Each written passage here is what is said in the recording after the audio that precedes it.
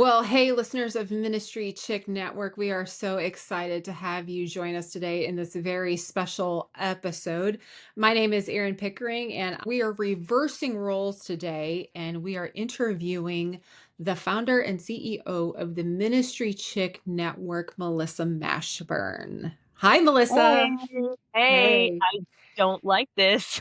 So I'm just gonna go It- on record and be like, I'm already uncomfortable. because it's different being the one being asked the questions versus receiving. Hmm. Yeah, Especially this so conversation.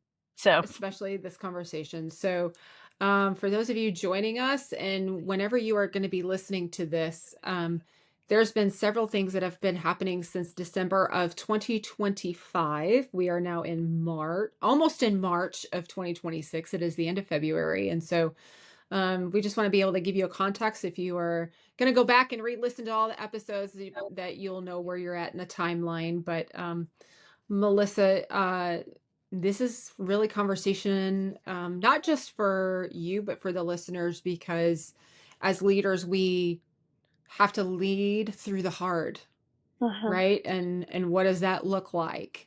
And so I want to give you an opportunity first, just to kind of bring all of our listeners, and for those watching this, what's been happening since the middle of December of 2025 in your life? this is such a big question. Well, pretty much all of December I was sick. Ended up with walking pneumonia. Hmm. Fell a few times, had some big falls, and in one of those Yep. falls, I hit my head, which meant I ended up in the emergency room where they did find I had walking pneumonia, but they also found out that I had a mass on my brain, a tumor on my Yeah. brain. And so since December 26th, that's my whole life has basically been uh, doctor's appointments and scheduling and hospital bills and trying to figure out how to prepare for what's next and at the same time still go to seminary, have a family, run my house, and lead the Ministry Chick Network. So it's been a little bit it's been a juggle and it's been exhausting. So that's that. It's been 8 weeks. It's only been Mm. 8 weeks, which is Mhm. so crazy to me to think about. Um, but but next week I'm scheduled. Actually, by the time this episode goes out, I will actually be in surgery, having a craniotomy to have the tumor removed. Yes, you will, and that'll be March 3rd. Yeah. Yeah. So let's just rewind and go back to that moment about finding out that you have a brain tumor, right? Yeah. I want to unpack that a moment for all of the women that are connected into Ministry Chicken, for those that look to you as coaching, because over the last several months, you have been specifically talking about rest and allowing for space and pausing in leadership, and having like strong foundations, Yeah. and having a good pace and balance. And so um I Doesn't know it always it's work that way? right. Anytime you teach on something, he allows you to go through it, and I'm like, "I should have known better not to Yeah. teach you this." Right? Yes. Because now he's like, "We're gonna sit for a little bit." Yeah. So I want to go back to that moment, when you found out about the brain tumor, and just kind of what went through your mind as you were processing that information. Both as just a woman, and like as a wife, like how did that feel? But then also as a leader, how did that make you feel when you received news like that? Honestly, and I still don't think I've fully processed because it hits me in different ways and different Yeah. times and in waves. At that time, it was really like, "Oh, yeah, you have walking pneumonia, and, oh, by the way, you have a tumor." And I was like, "Wait, what? Excuse me? Can you repeat that part?" And I Yeah. remember just sitting there, my husband and I looking at each other like, "Are we being punked? Like, is something, is something are they messing with us?" And and they weren't. Um, and by the grace of God, I had friends coming in town. They were literally driving from Waco to Mhm. South Texas while I'm in the emergency room. And they're like, we're going to turn around and go. I'm like, no, no, you need to come on. I need to kind of have a few days to just not process and just kind of Mhm. or process with people that I know, love, and trust. And so it's been very surreal. In a lot of ways, I'm so grateful that God gave me the location of the tumor and where it's at. Um, there's a stroke risk, and this is the reason that we're going for the Mm. surgery. A lot of times, this particular type of tumor people can live with, and they would just monitor it. But because of mine and where it's located, it really does require action instead of waiting. Um, Yep. Recovering from surgery is one thing, recovering from a stroke is a completely different thing. And so processing all of this has been, in a way, having the time has Mhm. allowed me, my brain and my body to kind of catch up with, wait, what? And all of the things. But it's also allowed me time to kind of get my stuff together, make sure that we're getting things done for Ministry Chick Network, make sure that we've got a plan and we've got podcast and we've got clarity cues and the membership is rolling and everything has its place. So it's given me some space by having the time to go, okay, what do I need? I can bulk order a bunch of stuff for the house. I can plan out some things, and then I'm gonna have to just sit back and Mhm. and go with it. And I do not do well with sit back and go with it. So, hello, my name is Melissa. I have major control issues, and this was not on my giant whiteboard plan for 2026. I can tell you Nope. that. And just I didn't throw away my 2026 plans, but I did have to fold them up and put them away so they weren't in my face all the time, just mentally and emotionally to go, okay, that doesn't mean this isn't going to happen. It just doesn't, it just means it's not going to happen right now. So I think the timing has allowed me to slowly process and unpack what does that mean in this area of my life? What does that mean in this area of my life? And it really does give you a very healthy perspective on what's really priority. And they did that even with Ministry Chick Network. So that part's been, if you can say having a brain tumor is good, that part's been good and helpful and Mhm. necessary. Let's hit on the moment of the interruption though, because I think there's something significant about the plans that we have and Oh, the whiteboard and the the things that we go, okay, so this is what March is going to look like, and oh, April, I'm going to take this trip, and and then right. here's May and June, here's where we're going to be, and you know, the divine interruption, Oh, right? It doesn't always come the way we want it to. no, Um, but I know as leaders, we struggle with letting go of our plans and allowing God to work in the space that we need to. So, what has that journey been like? Because when you have literally had to take a piece of paper and go, I got to fold up my plans. yeah. I got to put that down because God has a different plan right now. What has that Uh-huh. been like for you as a leader? There's been good stuff, like you said, but what is also, let's talk about Oh, the flip side, the struggle yeah. of that. Because, hi, Um, I'm your friend, and hi, she is controlling. and this is from somebody that loves me. So I'm just going to Yeah. say, And and um, yes, I love you immensely. Yes, immensely. So, but let's talk about like what that has been like as well, because as your friends and as people that love you, as we've seen you just go through this, like what has that journey been like? man, it's been so hard. I don't want to minimize. I don't want to do, toxic positivity and all the things, Hmm. but I had to, I allow myself to feel the feels. I allow myself to be mad or ticked or frustrated and wrestle with God. I have, m- I have major FOMO. Um, and I I'm missing things that I've spent my whole career working towards. I'm missing like 7 speaking engagements this year Mhm. from this season. Just in I didn't have the capacity for a long time.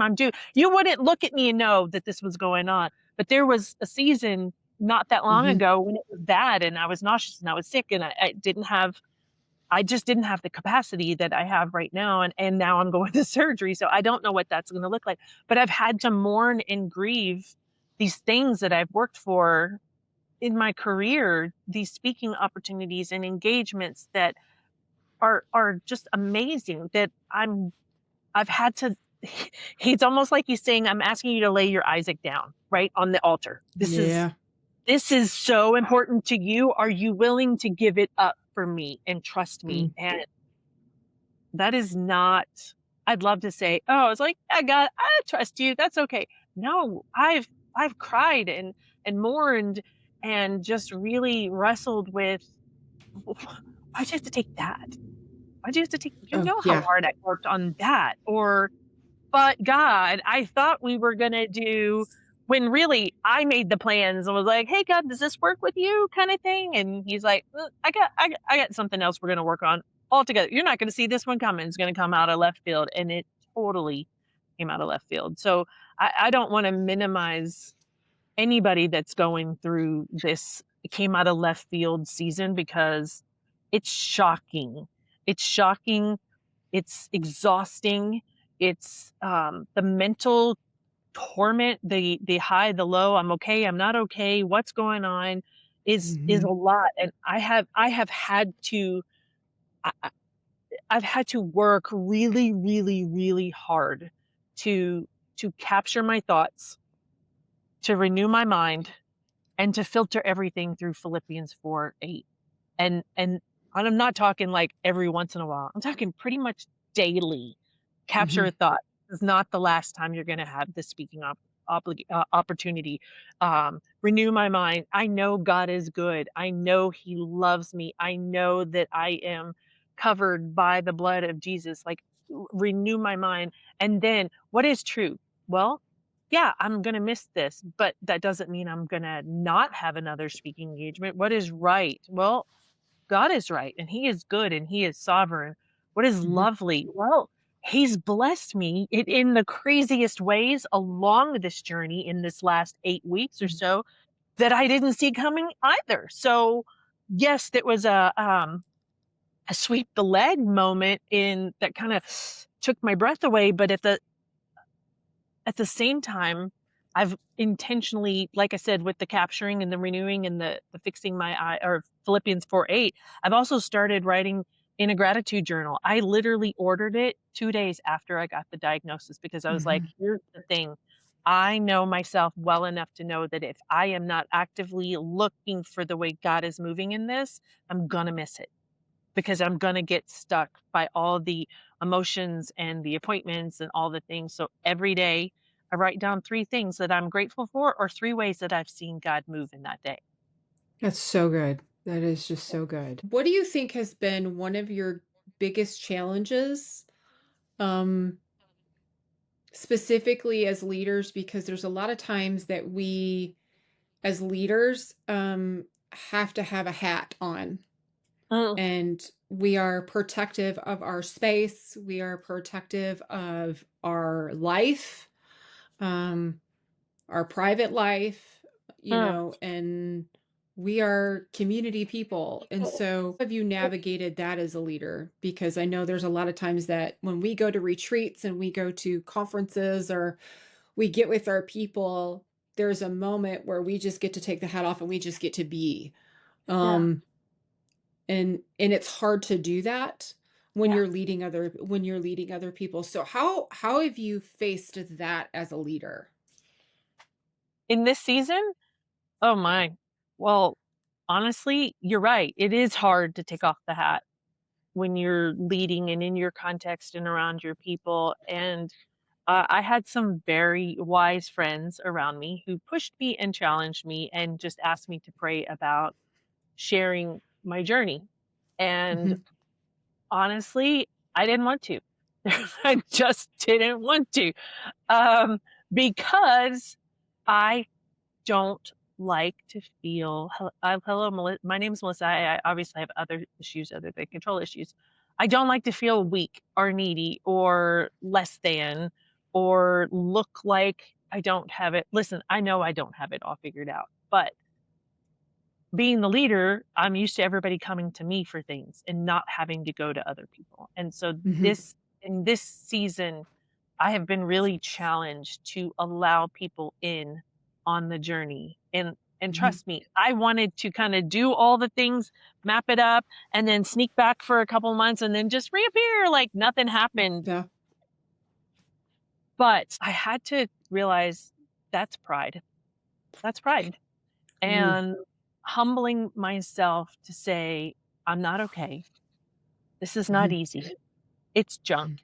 I don't want to deal with this. Um, this is hard. It's financially hard, it's emotionally hard, Hmm. it's spiritually not hard. It's just a lot, and there's so many layers to it. So the being vulnerable is just I don't know if it's my generation. I don't know if it's being a pastor and a pastor's wife.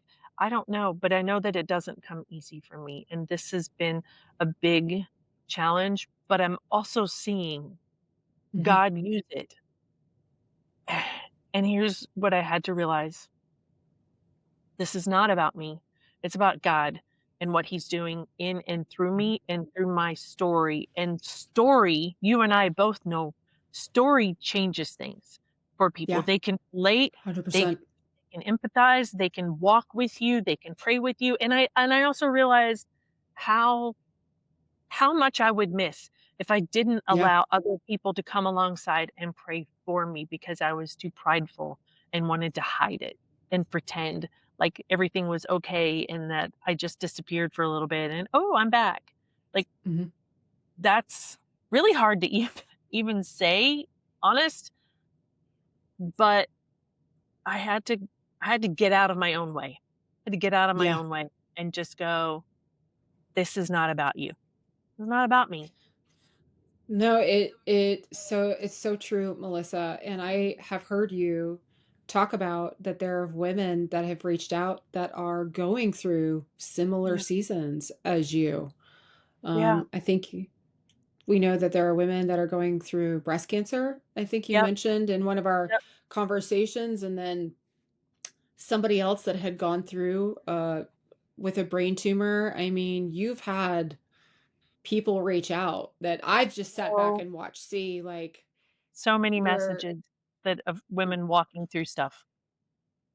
and how does that matter to you and the value that it brings from a community standpoint? I mean, how is that ministered to you? Oh my gosh, I have goosies. Um, it's so humbling that people would share their story with me. It really is, and I'm so behind. I am catching up, but I'm so behind. If I haven't Mhm. responded, it's not because I don't want to. It's because I'm trying to read them and be present when I'm reading them. But when people Yeah. tell me their story or they message me or I had this or I'm going through this or whatever, I take it when listen, I've had 12 different tests Mhm. over the Mhm. last 8 weeks.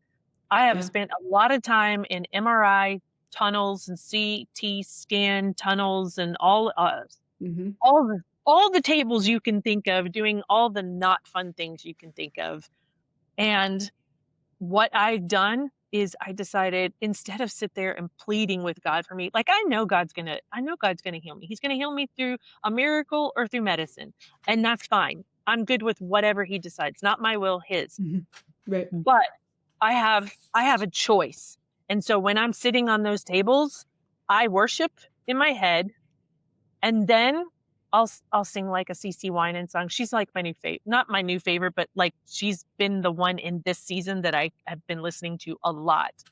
And Mhm. so I'll sing a CC Winans song in my head, and then I'll just start going through all those prayers, all those prayer requests, all the people that are going through stuff, and it's my opportunity to pray for them because I know they're Yeah. praying for me. So I get to stand in the gap for them while they're standing in the gap for me. So it feels like the best way to honor those messages and the other women that are going through it. And listen, I'm not talking about just women that are going through medical stuff. We're all in a season, or we've all just come out of a season, or a season's coming. We know that. Um, it just it just allows me to minister in a way that I haven't actually been able to do like I am now. Yeah. I'll never forget a couple years ago when I I I had they had found a tumor, and Mhm. I was going through all the breast cancer stuff and, Yep. um, getting the biopsy because it just I went in for my routine mammogram, and then the next thing you know, you find yourself in a room with a breast cancer nurse navigator, and you're making an appointment for MRIs, and then you have a surgical oncologist and all that stuff. Now, and I went through that, and I remember calling you from California, and I Yeah. was at a conference, and you were praying for me, and I just was like, God's going to be what it is, and I was the leader that was very private. I was that person that running a massive discipleship ministry, and it was in the summer, and um my husband and I just kept it very closely Yeah. guarded, and there were maybe 10 people that knew what was going on, and by God's grace, it was benign, but I'm Mhm. under care Yeah. every 6 months, and I will never forget when I started back up in the fall, for discipleship and life group launch and all that stuff, and doing the leader training, and everybody had kind of noticed what was happening. And they said, "You just have been off for the last couple of months." And I finally, at this training, said, "Okay, well, this summer has been a little stressful, and let me just kind of fill you in." And I will never forget a husband and a wife. They were two of my small group leaders, and they walked up to me and was really good friends with them and love them to death to this day. And they were so mad. Uh, I mean, they came up and they said, "We're mad at you." And I went, "Well, what oh, did I do?" As a leader, you yeah. you start thinking that. Right. And he just said, "Erin, why would you ever encourage us about the importance of doing life with people Um, and lead and being leaders and helping each other through something, and then you deny us the opportunity wow. to lift you up?" Yeah. And she goes, "We could have been interceding for you." And in Mhm. my mind, right, not even being needy, I'm like, it's going to be what it's going to be. God already goes before me. I'm like, it's going to be what it's going to be. I said, Right. so that's how I approached it. And she goes, "Yeah, but then you denied us the opportunity to minister to you."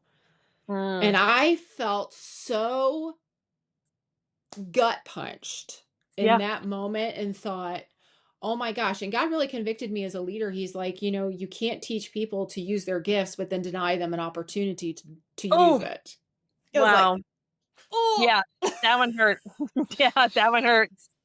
it hurt. And so I love seeing the the counterpart of where watching you allow people in.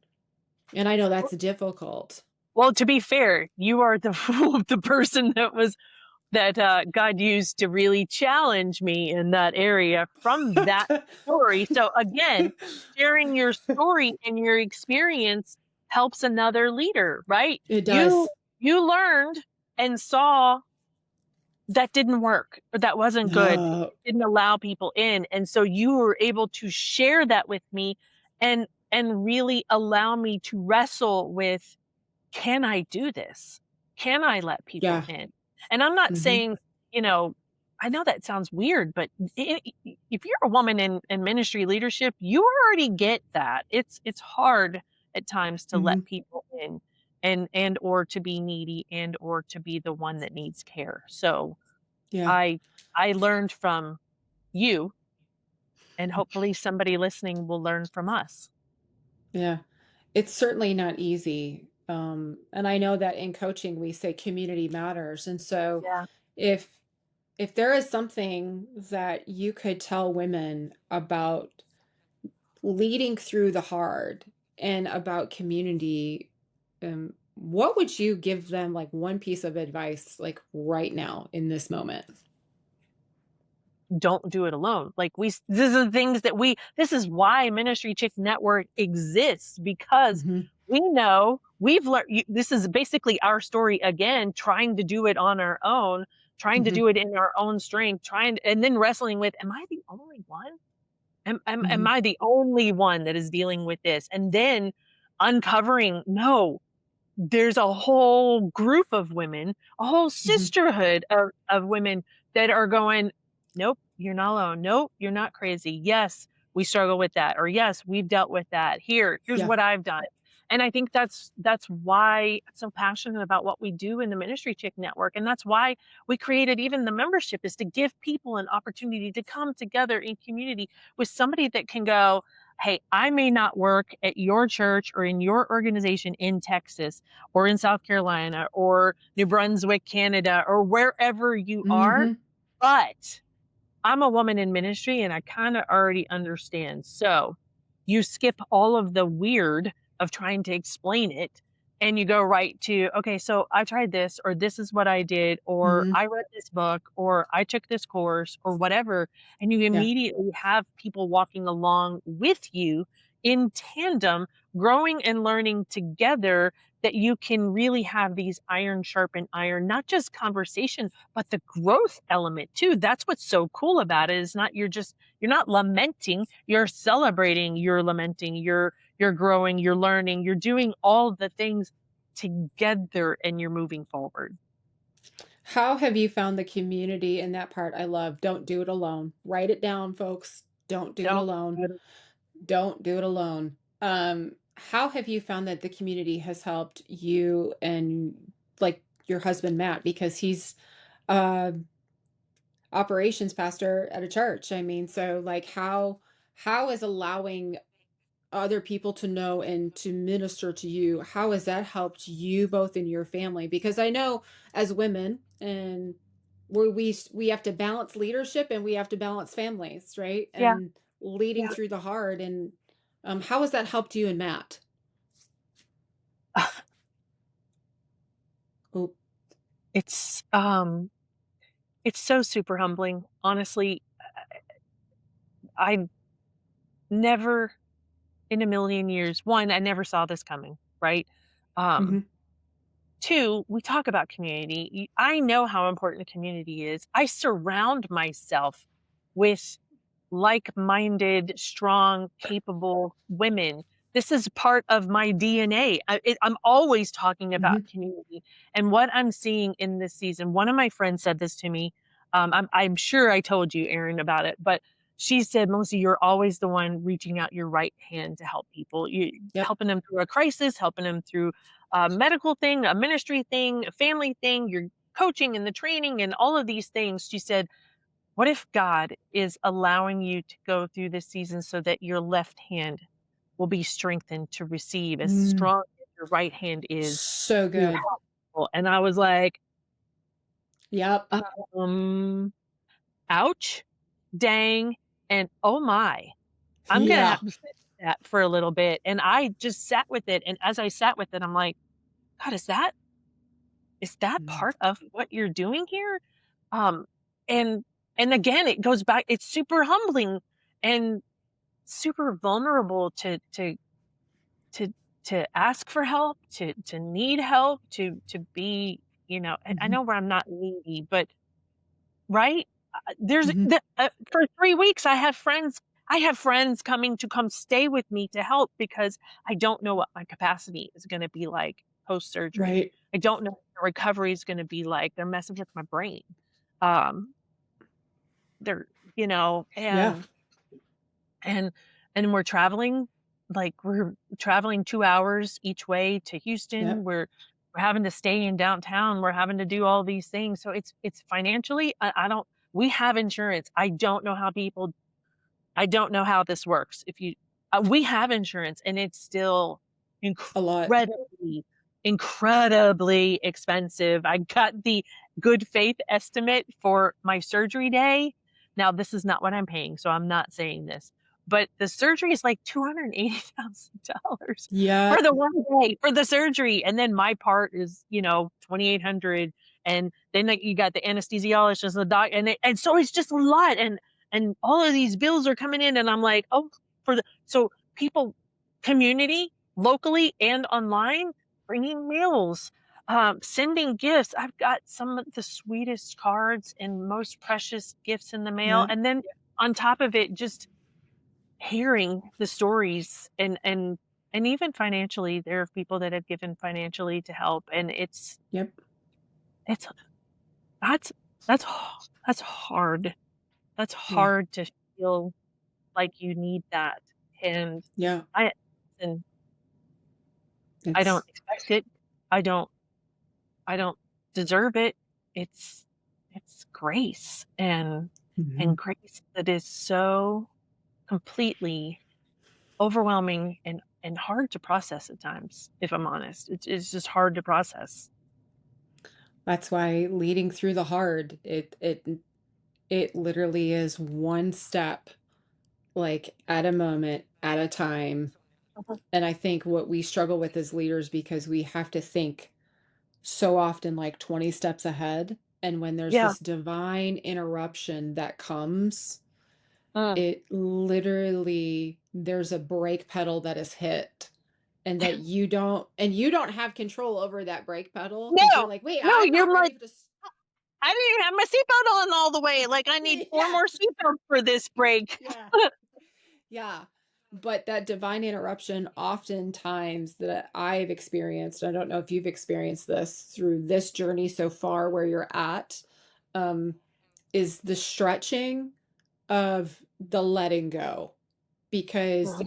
um, we had a different conversation a couple days ago about this, where you said that you had picked up some things that you put in your bag, like rocks in your bag that maybe God didn't ask you to pick up, and then how that has been a journey in itself just to lay things down where you're like, "Oh, oop, that's not what I needed to pick That's the up." hard. Yeah. And those divine interruptions in these pauses, like he stretches us as Mm. leaders.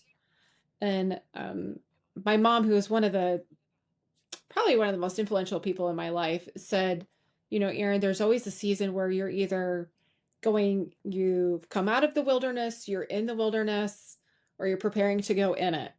And it's Yeah. like a cycle. And Yeah. there's these moments where when you've come out of it, you see people going into it and you pour into those people. Yeah. And then while you're in it, you see people that have just come out and it like gives you hope. Right. And then it's this cycle and it's a season. And so it's just been, as Mm. you as a leader, I've seen how you've had to grow. Because like you said, as leaders, we don't have it figured out. Right. I will have it figured out when I'm in heaven looking at Jesus face to face. Like that's when I figured I will have it figured out. And then probably even then I'm gonna go, hey, can we talk? Can we talk about that interruption? I want Right. to go back to that interruption. Yeah. Yeah. um, you know, if you could tell women that are leading in the hard right now, um, what is an encouragement that you would give to them? Not just don't do it alone, but what is an encouragement that you would tell them? Mm. Well, that's a big Mm, one. Um, I think I would not just tell them don't do it alone. I think I would just let them know, I see you, mhm, I feel you, I'm praying mhm. for you, and not just me, but the community. Let people in. I know that's similar to don't do it alone, but let people in. You can put your guard down and be vulnerable. Doesn't mean everybody, but Mm, find a few people that you can, and mhm. allow them the honor and the privilege to be your Aaron and her, right? To help Yeah, hold up your arms in a season where you just can't yeah, hold up your arms anymore, and that's okay. It's okay to ask for help. It's mhm, okay to go, excuse me, time out. Um, I need a break, or I need help, Mhm. or I need a Sabbath. I need a real Sabbath. I Yeah. need a day off. Like, do a internal check, see what you need, and then ask for it. Don't be afraid to ask for help. Yeah. So good. This is so good. Well, this has certainly been such a deep conversation and a personal conversation, Melissa. And just thank you for showing your authenticity and your vulnerability, because as leaders, as we've talked about throughout this episode, it's hard to let people in, it's hard to let our guard down, and also to share with not just the ministry chick, but for those listening, to share with the world, like, Yep, this is what I'm facing right now. And here's where I'm at in the journey as a leader, yep. as a wife, as a person that runs a network.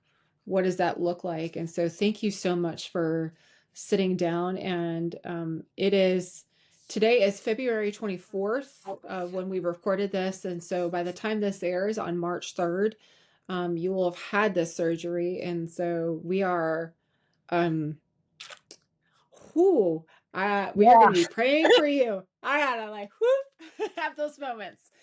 Be praying for you and for the doctors and the nurses and for Matt and your family and just for the recovery, because I know we're going to look forward to the post conversation when we look back at the rest of the journey. So, um, there's no crying in baseball. That's what we always say to each other when we start to get Well, emotional. There's no crying in baseball. there's no crying in Um, baseball, so so there's no crying in baseball. Um, but but we're it's just teetering. We're teetering. but we are So teetering right now. I know I don't look like it, but I actually am. So it's just been, friend, I love you dearly, and the team loves you, and I know the network and the women's lives that you've impacted, and this is just a season of rest and pause, and we know greater things are to come, and we're gonna see what God is going to do through this. And so, y'all, he's thank you not for done yet. listening. But if you are interested in learning more about Ministry Chick, because Melissa has brought up some really important key things for us to learn about not doing it alone, feeling like a Mhm. place that you can take that hat off. That is why we do have those memberships. And so, whether you're an individual looking to grow, whether you want to grow with other women in your church, there's the church membership. Join us, join the conversation, dial in with the Ministry Chick. And because Ministry Chick is made up of women like myself who we work, and I'm a director of conference operations for build groups where I consult churches. And so we are representative of all different walks and of all different ministries and CEOs and to stay at home moms, because the ministry happens in so many areas. And so Yep. um, we would want you to join us. And so uh, keep staying in touch, keep listening. If you want to learn, go back. Otherwise, visit ministrycheck.com, learn more about us. And we look forward to the next conversation, Melissa, post surgery. Thank you. Oh, thanks for joining me. Thanks for having me. Thanks for making me uncomfortable. Thanks for, but thank you for allowing me space to share what God's doing.